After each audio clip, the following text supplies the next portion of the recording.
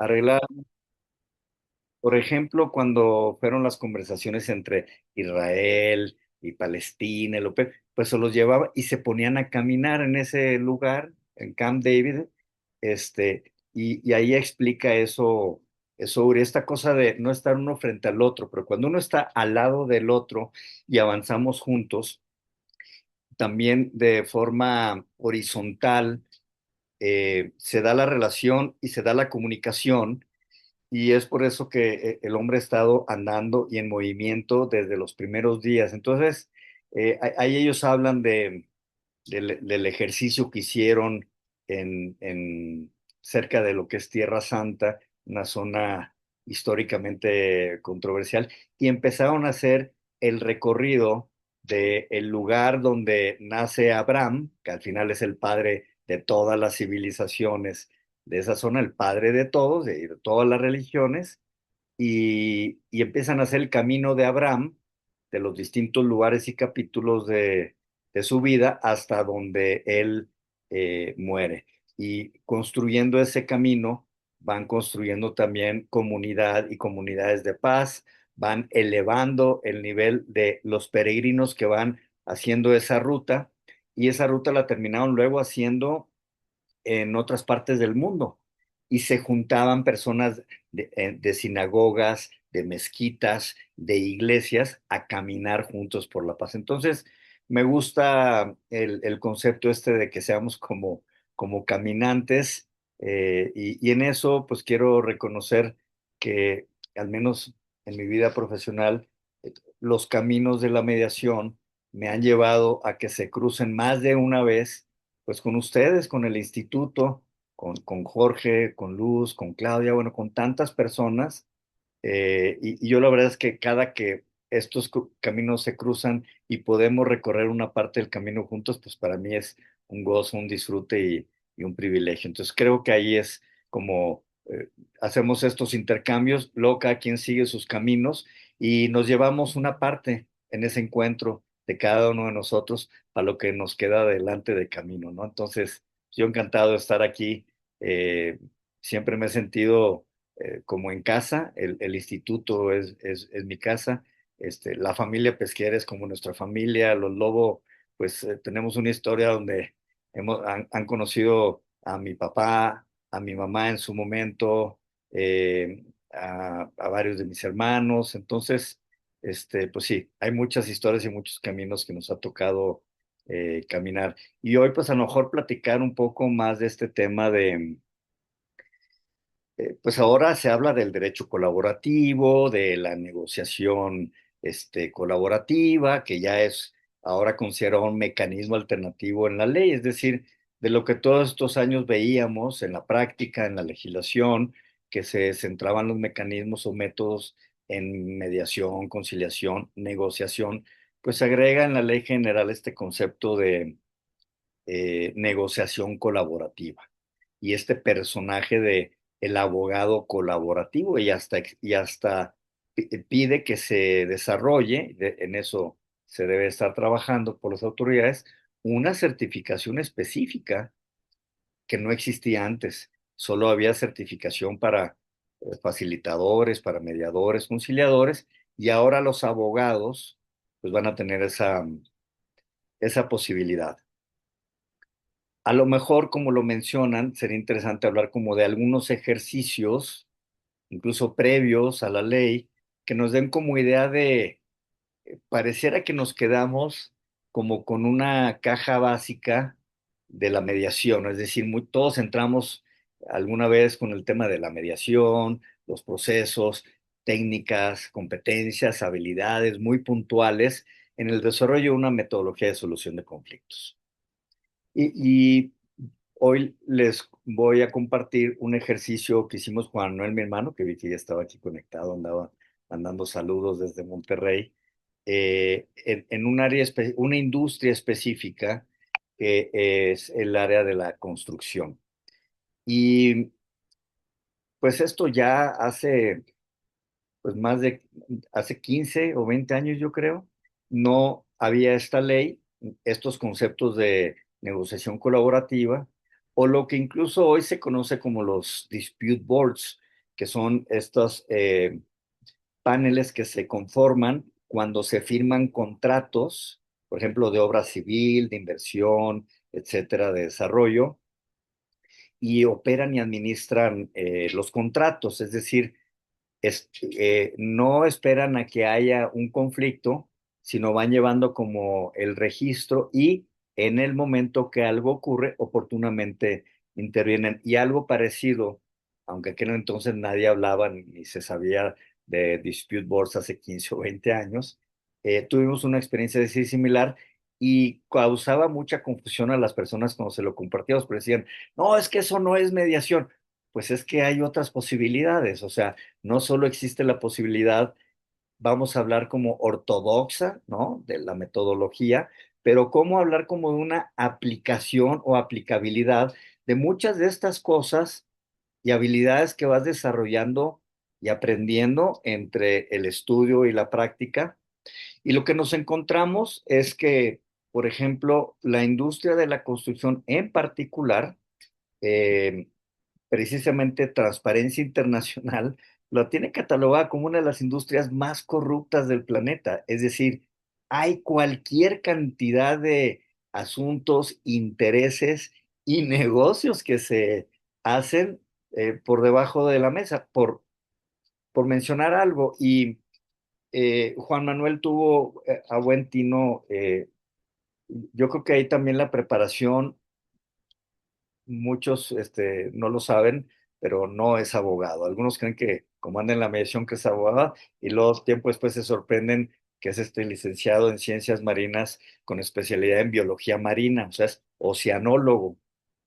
Pero si algo le enseñó, entre otras cosas, la oceanología y 5 años de vivir en Ensenada, Baja California, y pegado al mar, pues es la aplicación del método científico, ¿no? De cómo observas una conducta, cómo la registras, cómo haces un diagnóstico y cómo desarrollas estrategias específicas para ese comportamiento o eso que estás observando y estudiando. Entonces, creo que esa disciplina, creo yo, de la carrera, a él en particular le dio esta visión donde había muchos problemas. Estamos hablando de industria de la construcción de vivienda popular, de estas grandes empresas que existieron en aquel entonces, ya no existen hoy porque hubo muchos cambios en la época de Peña Nieto, es que se caen los créditos puente y truenan todas estas, ya no existen o han regresado con otros nombres, como en su momento fue Urbi, Omex, Casas Geo, etcétera, cuando fue ese boom de la vivienda popular. Para darnos una idea, estas empresas llegaban a un municipio, por ejemplo, por acá en el Estado de México, Huehuetoca, Tecámac, etcétera, y que eran municipios muy pequeños, por decir un número de 5, 6,000, 7,000 habitantes, y de un día para otro les tiraban 15,000 o 20,000 casas, ¿no? O sea, iba a crecer la población, el suministro de servicios, o sea, de sopetón, porque estas casas se crecen, se construyen a una velocidad y a una tecnología impresionante. Casas de molde, ¿no? Que nomás cuelan, vacían ¡pac! Y ya, listo. Y la que sigue, el que sigue, hasta donde te da la vista. Entonces, el tema que se daba aquí tenía que ver con todas las ineficiencias que se dan en un sistema de construcción. Finalmente, un proceso de construcción es un proceso lineal, es decir, tiene una secuencia, ¿no? O sea, no puede entrar el de puertas y ventanas, pues si no hay muros. Y no puede entrar el de los muros, pues si no están los cimientos. Y no puede entrar el de los cimientos, pues si no antes el piso se compactó, se niveló, se hicieron las... O sea, hay toda una cronología donde uno entra, sale.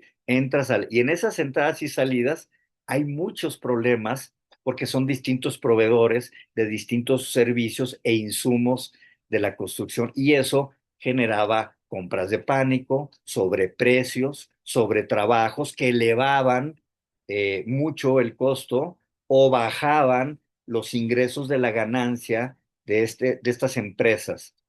Y se hizo entonces el diagnóstico, de decir, ¿qué está pasando? Pues principalmente en el tema de las compras. el comportamiento en el mercado internacional y nacional, por ejemplo, de la compra de ciertos productos, vamos a hablar, por ejemplo, del acero. Acero y concreto son como los principales insumos en una casa, ¿no?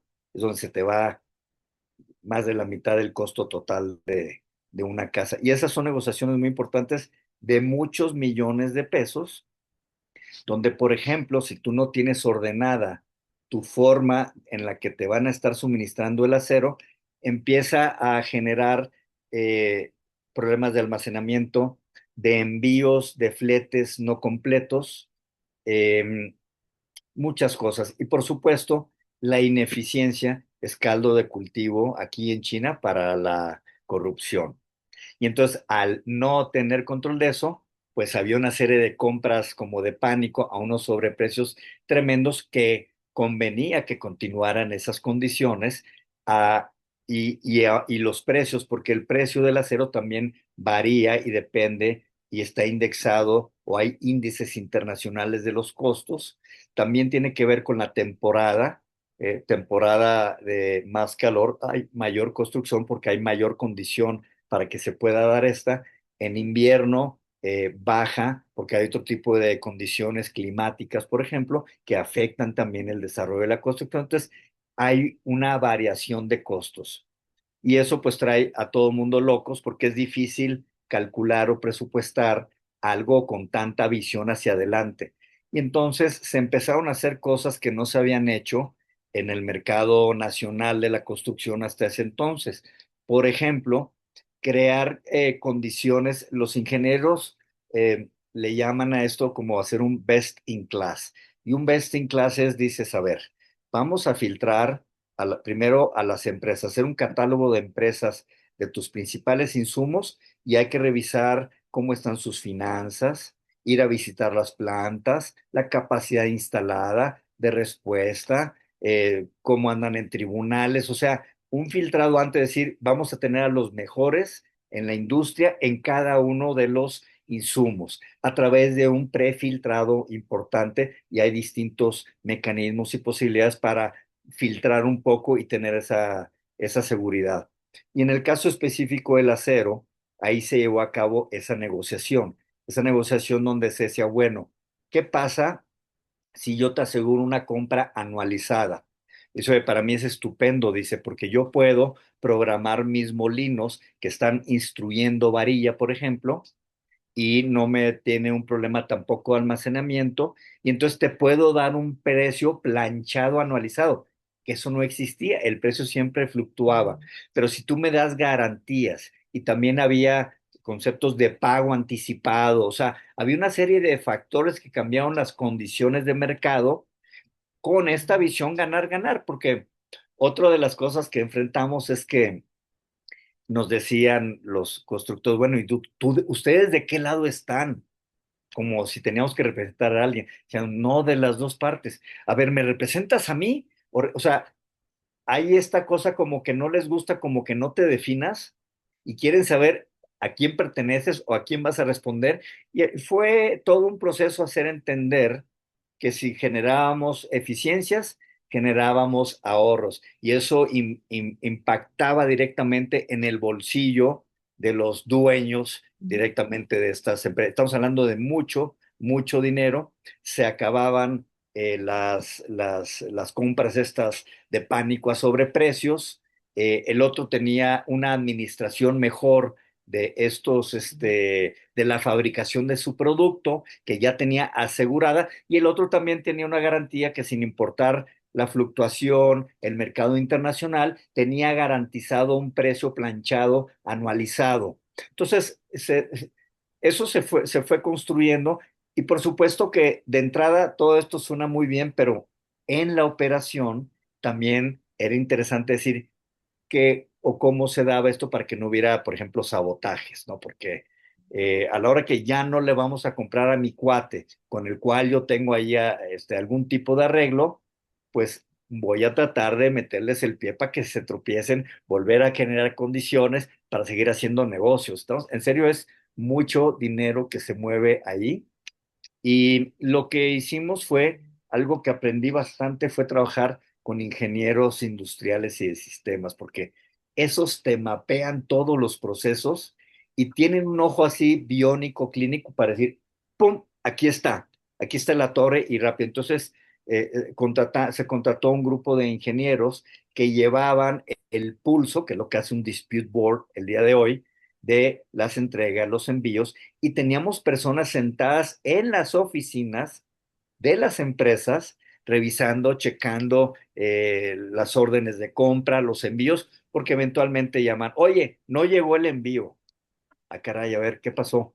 No, pues aquí está la fecha. No, lo regresaron en la puerta y pues fue fulano de tal. Entonces ya sabían lo que había ocurrido, quería generar condiciones y, no es, y luego entonces no consumías la parte del contrato, incumplías en la parte que habías, el otro ya no te quería, o sea, se empezaba a caer el castillo de naipes. Entonces, importante esta parte, digamos, como de prevención o detección y atención temprana en el momento y de como 3 años o 4 que duraron esos contratos, en todo ese tiempo solo se hizo una sola mediación y fue exitosa, porque muchas de las cosas pasan en el camino, ¿no? Es decir, oye, por ejemplo, otro de los insumos, no en cantidad de los más importantes, porque es acero, concreto, puertas, ventanas, pero el tema del impermeabilizante que tenían era de muy mala calidad y más del 70% de las quejas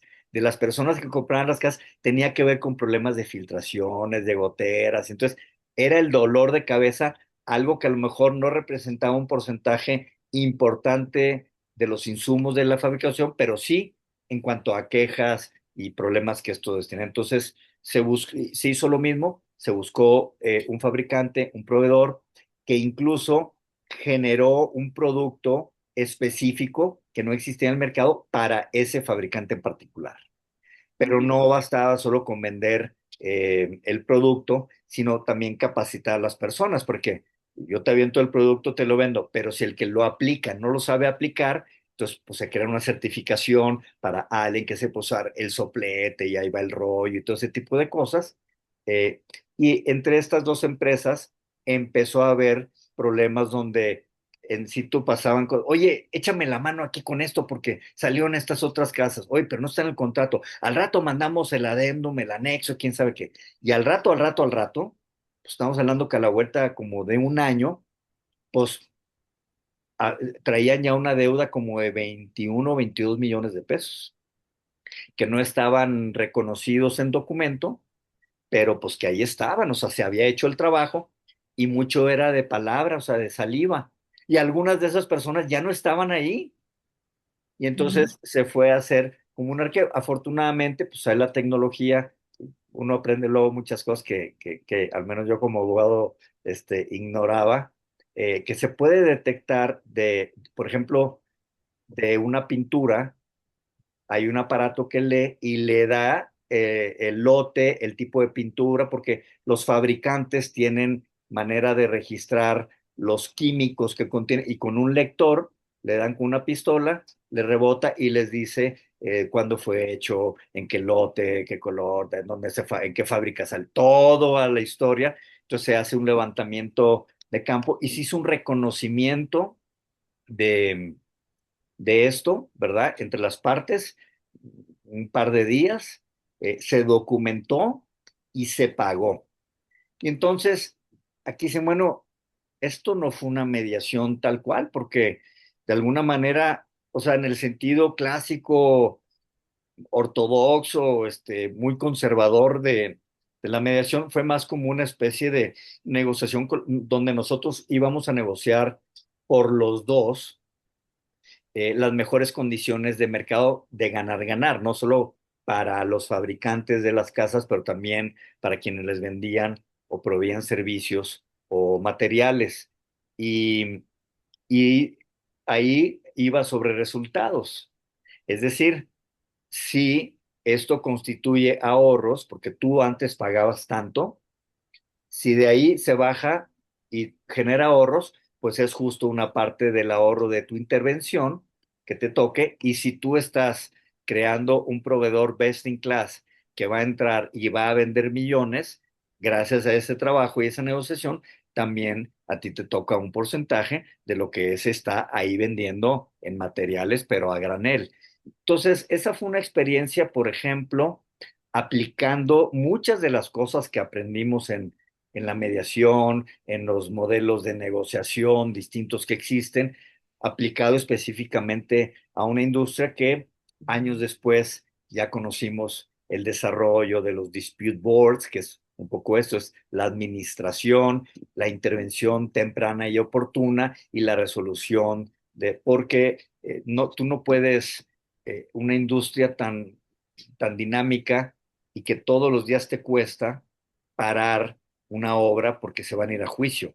Lo que te cuesta de materiales que se echan a perder, pagar trabajadores, que no te vayan a poner banderas, el sato, la maquinaria que todos los días te... O sea, es una locura parar una obra, o sea, te cuesta millones tener todo eso tirado. Entonces, no pueden parar la ejecución y la operación, por eso tienen que resolver rápido porque no pueden parar todo eso, cuesta mucho, mucho dinero. Entonces, ese es como a lo mejor un ejemplo para abrir un poquito la idea de esto que conocimos como la mediación, la conciliación, ahora sí la aplicación de la negociación y de un sentido de una negociación colaborativa donde puedes participar o intervenir viendo los intereses de las dos partes, que es lo que ahora la ley general le pide a los abogados a que se sumen a decir, oigan, vean otra manera de cómo con la otra parte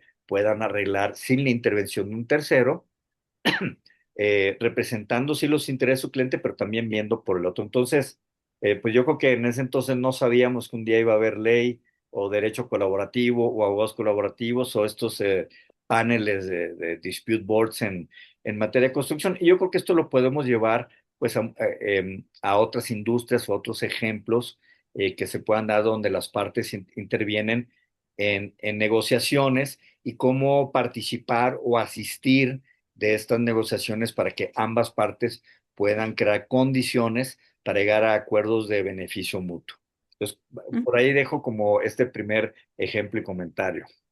Sí, yo creo que esta introducción o esta serie de anécdotas que nos ha ido contando de esta experiencia que tuvo, creo que deja muy bien establecido lo que se considera la estrategia, ¿no? Nos cuenta muy bien cómo al principio hay que ir mapeando el territorio, no solamente queriendo resolver o resolver este incendios o que es a veces la concepción que se tiene de la negociación o incluso de la mediación misma, como de ir resolviendo, ¿no? Que fue muy claro como nos dijo, no, hay que mapear, hay que establecer cuál es el territorio, mapear todos esos procesos, digo, en el ejemplo que nos pone de la construcción, se necesitan esas cosas para poder para poder ser estratégicos. Para poder realizar una planeación y lo que nos comentaba, incluso es un paradigma que actualmente existe mucho. O sea, bueno, de parte de quién estás, como que todavía en el común no se tiene la idea de que puede haber personas profesionales que pueden ser estratégicos en el sentido en el que vean cómo optimizar, no nada más, que partir las ganancias a la mitad, no, sino cómo optimizar, cómo hacer estos ahorros. Y mapear el territorio pensando en qué quieres tú, pero también qué beneficia a la otra parte o qué le importa a la otra parte, ¿no? Que era lo que decía. Y a mí me gustaría que nos abundara un poco más en esta parte de lo que es una negociación estratégica y también cómo lo fue usted narrando, pero ahora un poco como de lo más técnico, cómo determinar después de mapear esto, cómo ir tomando estas decisiones finas, como puede ser cómo elegir o cuándo saber cuándo es mejor momento de retirarse, cuándo ya llegaste a un límite que ya negociaste arriba, abajo y que es mejor retirarse. No sé si nos pueda compartir ahí cuál ha sido sus conocimientos, su experiencia. Y bueno, es difícil esa pregunta de cómo, digo, siempre hay muchas preguntas así estratégicas que hay muchos autores que tienen opiniones. Por ejemplo, una pregunta es, en una negociación, ¿debes tú de hacer la primera oferta o esperar que el otro haga la oferta? Ujú, Es de esas preguntas que siempre se ajá, hacen. Y la verdad es que las dos han funcionado. O sea, no hay como una receta de cocina que te diga siempre espera, o siempre lanza, o juega más a la ofensiva, o más a la defensiva.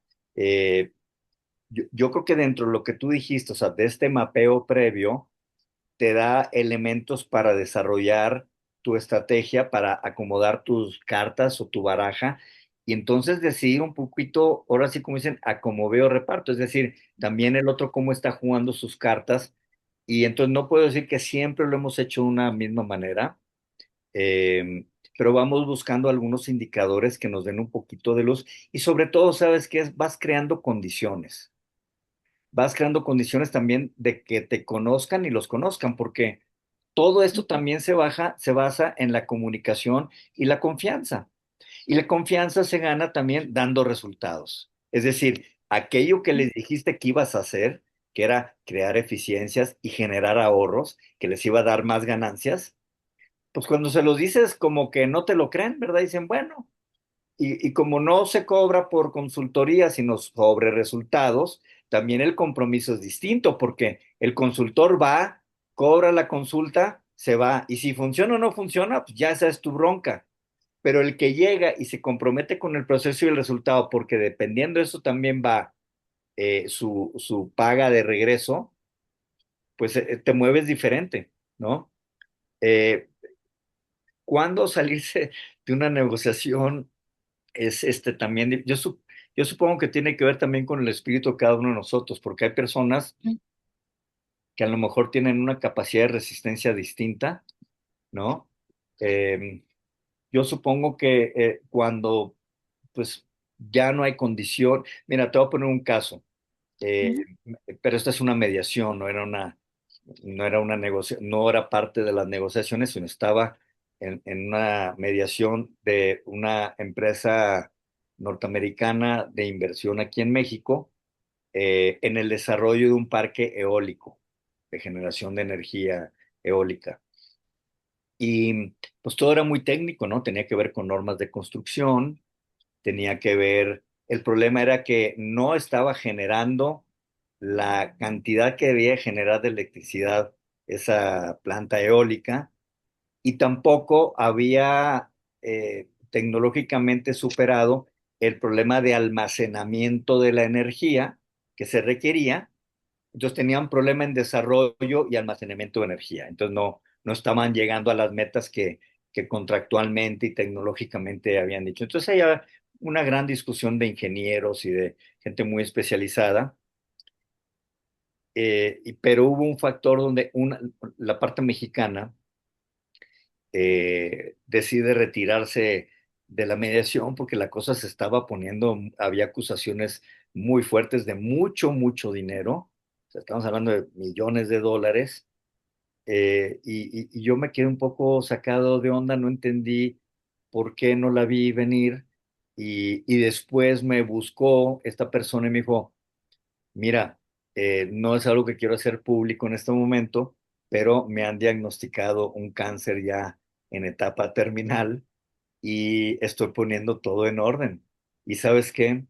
Ya no me importa resolver esto ahorita, porque mi orden de prioridades de vida cambió, y lo que voy a hacer es que la parte que me toca de reparar el daño, etcétera, las pérdidas, voy a ceder unos terrenos que tengo en Oaxaca, que es una zona conocida que se da mucho por los vientos y para construcción de parques eólicos, y esta que pues no jaló bien en el norte de la República, pues lo vamos a resolver de esa manera. Entonces, aunque no resolvieron en la mesa de mediación, se empezó algo que luego cambiaron las condiciones, y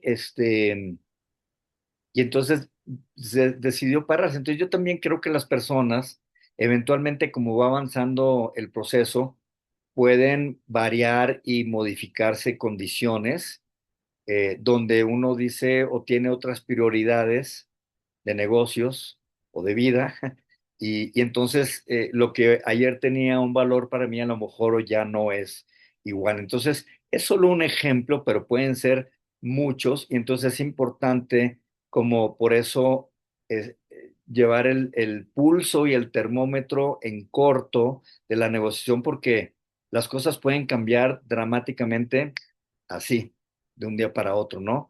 Y yo creo que es eso, como estar siempre atento a lo que está ocurriendo, digamos, en este microuniverso de la negociación, sin dejar de ver la periferia de lo que en todo el sistema fuera también está ocurriendo y que podemos anticipar antes de que llegue alguna situación, por ejemplo, de tipo comercial, económico, político. Entonces, como que cada caso, el análisis va a variar y aprovecho también el espacio para agregar que algo que ayuda a mejorar las condiciones es cuando no estás acostumbrado a colaborar, o sea, y estamos en estos esquemas, sobre todo en ciertas industrias, de una competencia excesiva, de una desconfianza tremenda, pues llegas tú hablándoles como este otro idioma y es difícil que te entiendan. Cuando ya lo entiendes, dicen, ok, pero necesito que los demás también hablen este nuevo idioma. Y una parte que yo he visto en instituciones públicas y privadas o proyectos en los que nos ha tocado eh, participar, sí tiene que ver con la cultura organizacional, tiene que ver con desarrollo de competencias y habilidades para hacer el trabajo.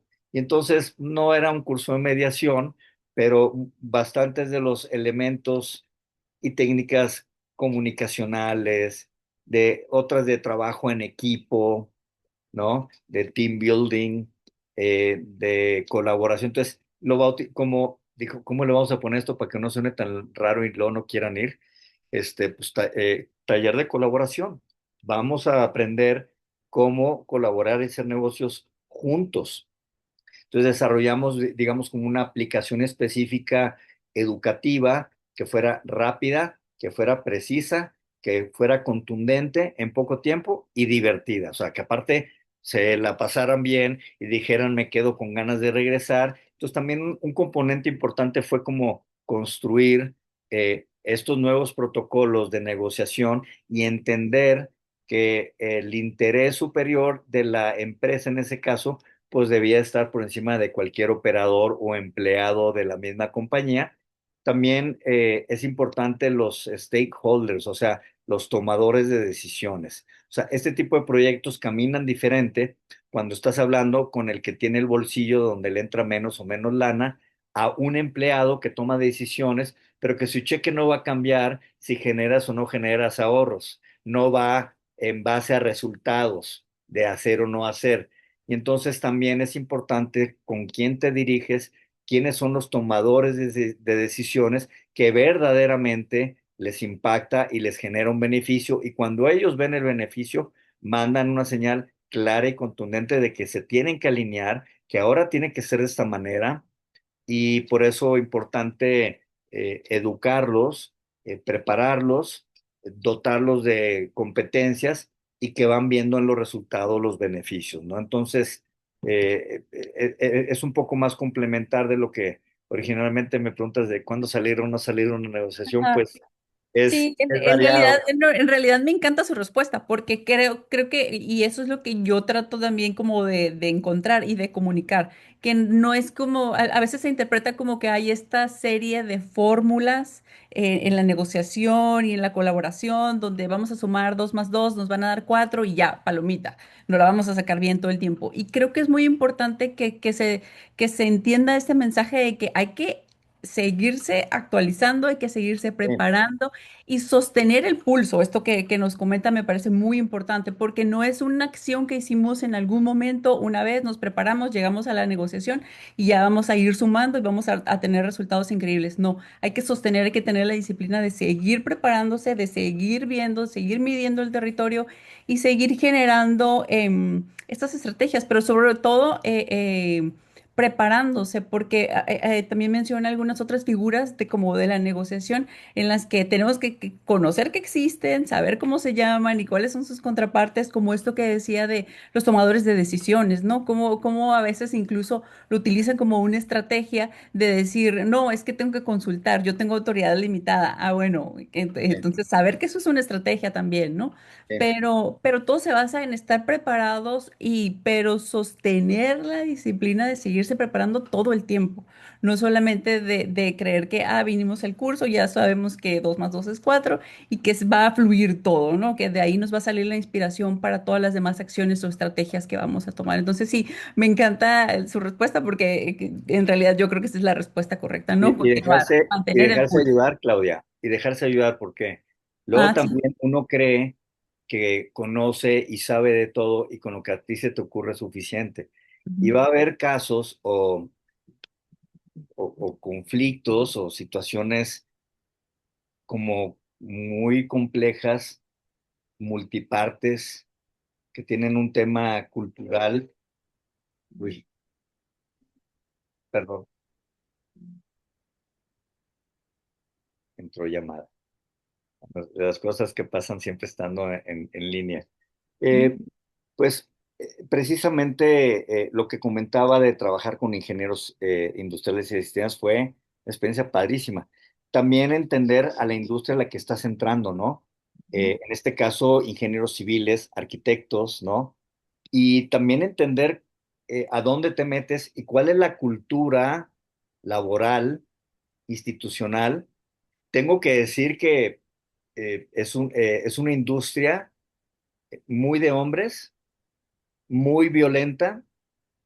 Me sorprendió la forma como se trataban, o sea, un nivel de agresividad, o que a lo mejor uno no está acostumbrado más bien, ¿no? O sea, lo normal es que en la construcción son como capataces y los traen a chicotazos y todo ese tipo de cosas.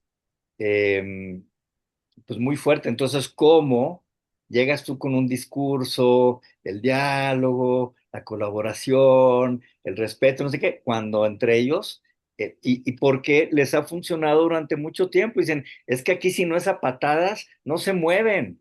Y si no es a chicotazos, y no sienten miedo, entonces había conceptos de construcción de equipos, de liderazgos pues muy equivocados, desde la óptica de lo que estudiamos acá nosotros, ¿no?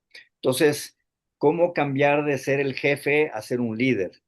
¿Cómo cambiar de ocultar la información porque me da valor y poder, ujú. y entonces una visión oculta a una visión abierta y compartida, donde todos sabemos en qué estamos, que nos toca tomar decisiones porque entonces tiene sentido. Cuando yo nomás tengo una parte de lo que me toca hacer y no sé qué hacen los demás, de repente no sé para qué estoy trabajando, a qué contribuyo, en dónde estamos, o sea, cómo puedo yo mejorar, sino que estos estilos culturales, no solo de las personas, pero de las instituciones, también es un reto importante a considerar y a ver, por eso hacía énfasis en estos talleres de colaboración, pero también de aprender de otras disciplinas.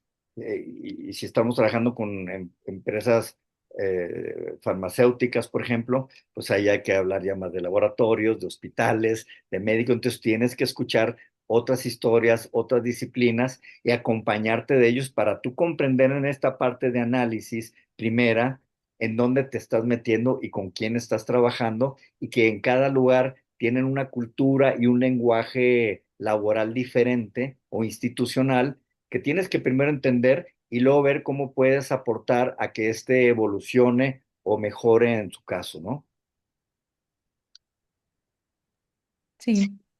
Sí, fíjate, Rafael, ahora que lo estabas comentando justamente con la rudeza que tal vez para ellos es necesaria porque si no, no te respetan.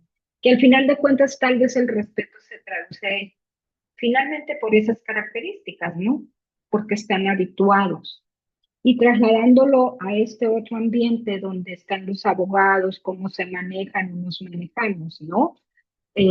O porque tal vez los millones que están en juego o la cantidad que sea que esté en juego, pues se maneja de una manera totalmente diferente. Y para esto, al final de cuentas, lo que percibo es, primero, ganarte la confianza de quienes estén ahí, porque tal vez debes estar hablando el mismo idioma y para que tú te ganes la confianza de todos, Pues sí, creo que resulta, creo que algunos hemos caminado muchos años y de todos modos nos encontramos con gente que no va a confiar en nosotros nunca por algo que dejamos de hacer, prometimos o no, en fin. Y cultivar esa confianza, pero luego además entender quién es la otra parte, entender cuál es su interés. Y luego me refiero al caso también que pusiste de esta persona que le cambiaron sus prioridades, ¿no? Entonces también debes de estar listo para ese cambio en ese sentido, porque además tienes que sacar pues otras cartas, ¿no? Y estar listo para presentarlas y la otra parte al mismo tiempo estar listo para pues aceptar eso, porque al final de cuentas lo que quieres es que el problema o el conflicto o lo que sea que los tenga ahí, eh, ya lo que desean es arreglarlo. Lo que desean es que se solucione de la mejor manera posible y no quisieras ganar, porque al final de cuentas, pues tú ganas algo, pero no lo ganas todo. La otra parte es igual, ¿no? Entonces, no, pues sí, más bien, pues no se perdió en la misma cantidad tal vez, o en efecto tal vez se ganaron otras cosas. A lo mejor ganaste un socio porque no te diste cuenta y querían parte de lo mismo, ¿no? Entonces, hablando también de esto que comentaba Claudia, ¿no? No es que llegues, ay, voy a estudiar una hora para meterme a esa sesión y ya me olvido y ahí voy, ¿no? Sino es estar piense y piense en cómo en cómo se va a solucionar o cuáles factores están en ese momento, en esa situación, influyendo más que otros para poder dirigirse y tomarlos en cuenta. Factores que tal vez estaban desapercibidos, ¿no? Sí, yo digo, estaba pensando ahorita en lo que estabas comentando, como, o sea, sí tenemos esta como necesidad cultural de sentir que gané, porque, o sea, se siente padre, ¿no? La Claro. victoria. Y aparte hemos sido educados en estos esquemas de competencia, es decir, desde la escuela, los deportes, la misma casa, ¿no? Son varios hermanos, ¿por qué no puedes sacar dieces como tu hermano? ¿Quién sabe qué? O el maestro que te dice, ay, eres La hermano. cultura de la competencia, ¿no? Y la comparación, ¿no? ¿Por qué no puedes ser como tu hermano? Dice el maestro, tu hermano sí la libró bien y tú vas aquí de panzazo sacando la secundaria, ¿no? Cosas que constantemente están incitando y dando a. Entonces sí, es más que un discurso perfumado de, ay, la colaboración y la restauración, porque luego nos quedamos en la parte como de romancear mucho estas cosas y al final tenemos que ir sobre resultados. O sea, yo creo que lo que es duro siempre es esta parte donde, más allá de un acto de fe de que creas en un poco de saliva que te voy a vender, traer pruebas, evidencia y que te dejen probar. O sea, muchas veces hemos entrado a proyectos diciendo, déjame, hago un botón de prueba, ¿no? Pero si damos resultado, entonces sigue esto, ¿verdad? Y específicamente en el tema de los abogados y más allá de las culturas, de la competencia que yo creo que no tienen, profesión específica, ¿no? Somos una cultura altamente competitiva, al menos en la cultura de Occidente, ¿verdad? Posiblemente hay algo de variación de Oriente a Occidente, pero los que estamos de este lado de la canica, pues desde muy pequeños, yo recuerdo en mis años de niñez que estaba en grupos scouts y teníamos intercambios como estando al norte con scouts de los Estados Unidos. Otra cultura. Y pues una cuestión para fomentar la relación, la hermandad y todo eso, pues no había tarjetas, ni mails, ni WhatsApp, ni eso. Se hacían parches o insignias de eventos o actividades, y entonces uno intercambiaba parches o insignias como este símbolo de construir vínculos y todo ese rollo. Entonces, claro, nosotros acá pues no teníamos esos parches bordados, padrísimos, multicolores, que eran carísimos en los setentas aquí en México, y los gringos tenían unas cosas maravillosas. Y nosotros pues hacíamos como hasta artesanías de estos ojos de Dios, que son, creo que de por Nayarit, ¿no? con estambre y hacíamos artesanías y que valeros y yoyos y algunas insignias ahí, pues a lo mejor de carnaza o de otros materiales que para nosotros parecían inferiores que los de ellos y cambiábamos eso por unos parchesotes grandotes y en nuestra casa decíamos, híjole, me fregué al scout gringo y el gringo se iba feliz diciendo, oye, esto es artesanal, esto es hecho a mano, en este país lo hecho a mano es carísimo, ¿no? Entonces los dos se iban pensando que ganaron más que el otro. Entonces también hay un tema, creo yo, de esta necesidad de percepción o de percibirse superior, ganador, victorioso, etcétera, que es, supongo que va a ser difícil de cambiarlo del todo, aunque digan que los dos ganaron, alguien podrá decir, pero yo gané más, o yo gané mejor, o yo gané primero, o bueno, lo que sea, y supongo que es así, es ese tema de percepción. Y el tema de los abogados es el tema de ahorita, es decir, este cambio de paradigma de los que cuando fuimos a la escuela de derecho no existían estos temas del derecho colaborativo, del abogado colaborativo, de mecanismos alternativos. Digo, ha ido cambiando, por supuesto, pero digamos que la fabricación de producto de profesionistas de las universidades era crear gladiadores para ir al coliseo de los tribunales a salir a la arena a dar a morir o a matar, ¿verdad? O sea, no había más que o ganar o perder. Y eso pues tiene cientos de años. También somos una actividad comparada en los años, pues bastante joven, ¿no? Esta de los mecanismos alternativos, del derecho colaborativo, de la negociación, de los trabajos colaborativos, que va a llevar un tiempo, no va a ser un tema que va a cambiar de un día para otro, pero importante este tipo de espacios académicos, el compromiso de las universidades que eh, tienen que preguntarse a dónde están arrojando estos egresados a un mundo que está cambiando, que ya no es el mismo y que también las universidades deben de ser un reflejo de lo que afuera está pasando, de cómo el mercado cambia y camina en una dirección y que tú tienes que modificar y responder y estar a la altura del mundo que les espera el día que salgan a estos muchachos. Eh, y por supuesto, las agrupaciones de gremiales de los abogados. Ayer tuvimos un evento aquí en el Instituto de Investigaciones Jurídicas de la UNAM, precisamente con la Fiscalía General de Justicia de la Ciudad de México, específicamente en materia penal.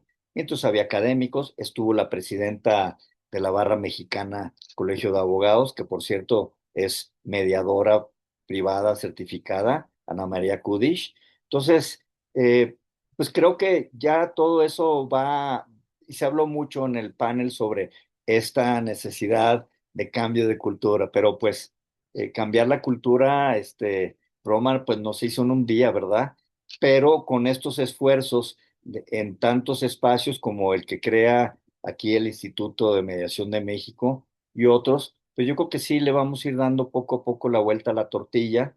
Yo le apuesto mucho a las nuevas generaciones que están más abiertos, ¿no? A aceptar o a conocer cosas diferentes, ¿no? Y eso va a llevar un momento. Yo creo que como en su momento cuando llegaron los juicios orales, ¿no? Cambiar de lo escrito al oral, pues yo creo que fue como el cambio del cine mudo al cine sonoro. O sea, hubo personas que se adaptaron al cambio del cine y hubo carreras que se acabaron, eran súper estrellas de cine, pues ya que les conocieron la voz y que tenían voz de claxon, pues se acabó, imagínate el súper galanazo y con la voz así como de Pato Donald, pues incluso algunos salvaron su carrera primero haciendo dobla, les hicieron doblaje, porque no era una voz, la voz no era un tema importante antes, como antes no era importante hablar, sino escribir en los juicios, y ahora lo importante es resolver, es colaborar, es llegar a acuerdos, es darle satisfacción al mercado, a los usuarios, a nuestros clientes. Entonces yo creo que en esa dirección es que es importante tener claro las estrategias, conocer el territorio, hacer el análisis, desarrollar las estrategias, empezar a implementarlas y estar muy cortito porque vas aprendiendo junto con el proceso, es decir, no tienes, vas descubriendo también cosas que no había manera o que estaban ocultas y en el momento tienes que salir, reponer, rediseñar, reinventar y también tener como esa capacidad, es un principio de los mecanismos que es la flexibilidad, o sea, adaptabilidad a lo que está ocurriendo y cómo está cambiando. Y en eso, pues, ayudar a nuestros clientes, a las instituciones, a las empresas, pues en este brinco y cambio organizacional, institucional y de las personas que trabajan ahí. No basta con que pongan la calcamonía, el banner, el recordatorio en el boletín semanal. O sea, por supuesto que todo eso se tiene que hacer, pero es más profundo que solamente poner un banner o un mensaje en un newsletter, una cosa de esas. Hay que trabajar con las personas en el desarrollo y que encuentren los resultados a través de la aplicación de lo que tu paso y tu caminar con ellos les dejó para el día que ya no esté uno ahí y te vas a otro lado, ellos puedan seguir caminando con esa cultura organizacional y con las cosas que tú pudiste contribuir en mejorar un poquito su mundo eh, y las experiencias que de ahí generan. En efecto, querido Rafael, el tiempo se va terminando de manera muy rápida. Sin embargo, estas cápsulas de sabiduría que nos regalas, como es, por ejemplo, el hecho de que debemos de colaborar, el hecho de que son las universidades, que se ha dicho una y otra vez, que las universidades públicas, privadas, todas las instituciones, incluso desde cualquier nivel, ¿no? No es que no nos guste esta parte de las competencias, ni mucho menos, porque al final son necesarias, ¿no? Pero creo que el esfuerzo está encaminado ahí y no a la colaboración, ¿no? Entonces, esa también es algo que bien difícil de estar cambiando. Difícilmente se alegran los demás por el triunfo tuyo, mío, de Claudia, en fin, ¿no? Que se alegren realmente, porque de esa manera es como vamos a lograr que los conflictos sean muchísimo más fáciles de resolver y no llevártelos.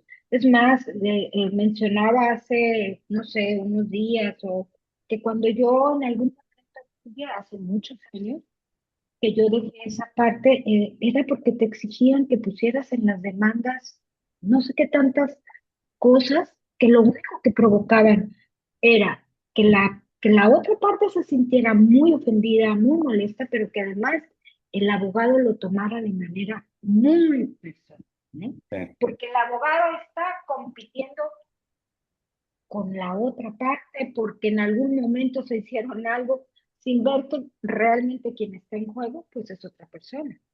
El rol que tenemos ahora los abogados, las personas que están haciendo mediación, pues es mucho más complejo que solamente sentarte a hacer la negociación y la colaboración, ¿no? Está también en la parte esta de transmitir lo que debemos de transmitir en principio, que es el respeto y la colaboración para que puedan sacar adelante. Porque ese problema no es tuyo ni es de Claudia, es de la otra persona y nos están contratando para que podamos ayudarles a resolver lo que ellos no pueden, ¿no? En ese momento. Así que, por mi parte, agradecerte como siempre el hecho de que tan generosamente nos regales este tiempo y estos conocimientos a lo largo de todos estos años que ya has introyectado. Muchas gracias, Rafa, Rafita. Claudia, por favor, espero que no sea ni la primera ni la última. Quedaron muchas cosas en el tintero, pero bueno, una hora no da para mucho. Sí, No, así. gracias. Perdón, yo diría rápidamente, solo para cerrar, que más como una invitación a quienes nos están viendo y escuchando, alumnos, maestros, amigos, colegas, todos, eh, hay que darnos el permiso de explorar más allá de las primeras fronteras, salir de ciertas ortodoxas que nos dijeron alguna vez en una clase donde nunca hagan que, es que entonces ya no eres medio, o sea, hay otras formas que existen que podemos desarrollar, implementar y no necesariamente es como, entonces ya dejaste de ser mediador. Pues es que hay otras formas de resolver conflictos, ¿no? Y este mundo de la negociación colaborativa, o del evaluador neutral, o de tantas figuras, posibilidades, creo que hay que atrevernos, hay que romper esas ataduras, hay que cruzar fronteras, hay que explorar nuevos horizontes y regresar con la experiencia de lo que funcionó o no funcionó, y es donde yo creo que entonces todos aportamos al movimiento de la solución de conflictos, no desde una única óptica que un día aprendimos que era solo la mediación, sino que puede haber otras posibilidades, y eso es lo que quisiera dejar hoy aquí en esta intervención. Yo agradezco al Instituto de Mediación de México, que son mi casa y son mi familia. Así que gracias, encantado de estar aquí el día de hoy. Gracias por la invitación y por poder compartir este espacio con quienes hoy nos están aquí acompañando. Gracias. Ujú. Muchísimas gracias. Gracias por su generosidad para compartir sus experiencias y su conocimiento, sí. Y parece digo, yo estoy segura que usted no sabía, pero la próxima semana uno de los temas que vamos a tocar es algo de lo que nos deja la reflexión. Vamos a estar tocando la educación en mecanismos alternativos de solución de controversias como una asignatura pendiente. Buenísimo. Entonces, ujú. Entonces esperamos, bueno, no es el próximo jueves, es el 11 de junio, pero será nuestro siguiente tema. No, buenísimo. Muchas felicidades. Todo el Muchas- éxito, como siempre. ¿Tiene el micrófono cerrado? Ahí está. Pues muchísimas gracias una vez más a quienes nos han estado acompañando, siguiendo. Rafa, tu audiencia, aquí la tienes, mira, listo. También le insiste corazones aquí, Sí, corazones y aplausos, así es. Nos vemos el próximo día 11 de junio a la misma hora por aquí. Y una vez más, muy agradecida por tu participación. Hasta luego. Un abrazo gracias. a todos, que estén muy bien. Bendiciones. Gracias. Bye.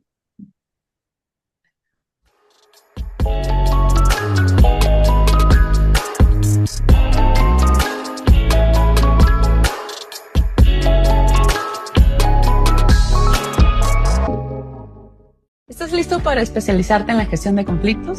El doctorado en negociación y mediación te prepara para analizar, investigar y gestionar problemáticas complejas desde una perspectiva estratégica.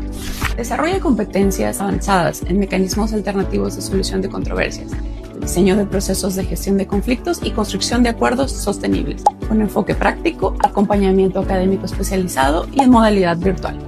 Forma parte de profesionales que impulsan una cultura de diálogo y gestión pacífica de conflictos. Solicita información hoy mismo.